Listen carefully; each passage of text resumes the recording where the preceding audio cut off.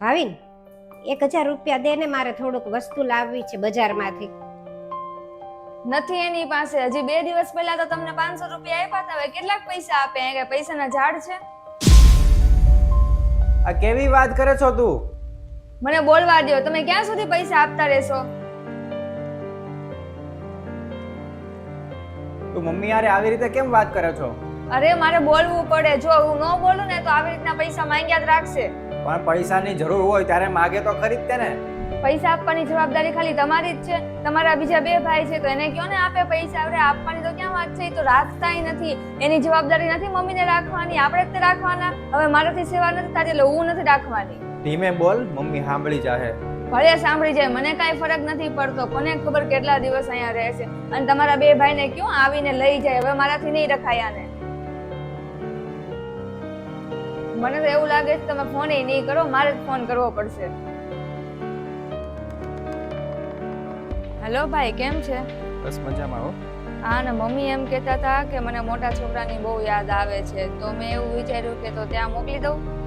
ના ના, હમણાં ન મોકલતા. મારા સાસુ સસરા આવ્યા છે ને, તો થોડા દિવસ પછી હું ફોન કરું ત્યારે મોકલજો. હા, વાંધો નહીં. તમારો એકય છોકરો તમને રાખવા તૈયાર નથી તો અમારા માથે શું કામ ને પડ્યા છો? નાના છોકરા ઉપર થોડીક તો દયા કરો. એક કામ કરો, વૃદ્ધાશ્રમમાં વયા છે.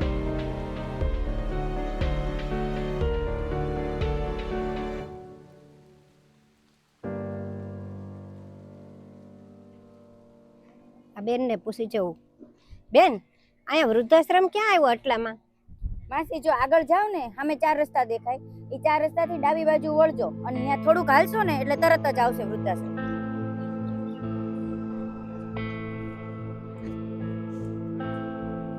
મમ્મી, આ થેલો લઈને ક્યાં જાઓ છો? અહીંયા વૃદ્ધાશ્રમ જાતી હતી. હું તમારા ઉપર બોજ બનવા નથી માંગતી, અને આ તારા 2 નાના ભાઈઓ ના પાડી દીધી મને રાખવાની. તો પછી મને એમ થયું કે વૃદ્ધાશ્રમ જ વહી જાઉં, કારણ કે મારા હિસાબે તારે મનીષાની વચ્ચે રોજ ઝઘડા થાય તો એ મને ન પોહાય, એટલે હું જાઉં છું. તમે 2 શાંતિથી રહ્યો, એ જ હું ઈચ્છું છું, એટલે હું જાઉં છું. 2 ભાઈઓની તો મને નથી ખબર, પણ તમારો આ દીકરો છે ને, એ તમને દૂર નહીં જવા દે. તમે ચાલો મારી સાથે ઘરે જઈએ.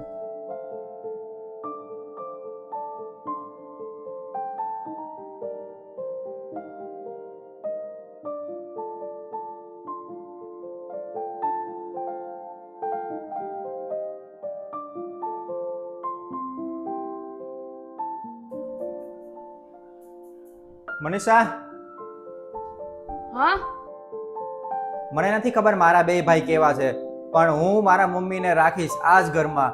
અને આજ પછી જો તે કઈ મમ્મીને સંભળાયું કે પછી બહાર જવાની વાત કરીને, તો આ ઘરમાંથી મમ્મી નહીં, આ ઘરમાંથી તું બહાર જાય છે અને આપણા 2 વચ્ચે સંબંધ નહીં રહે.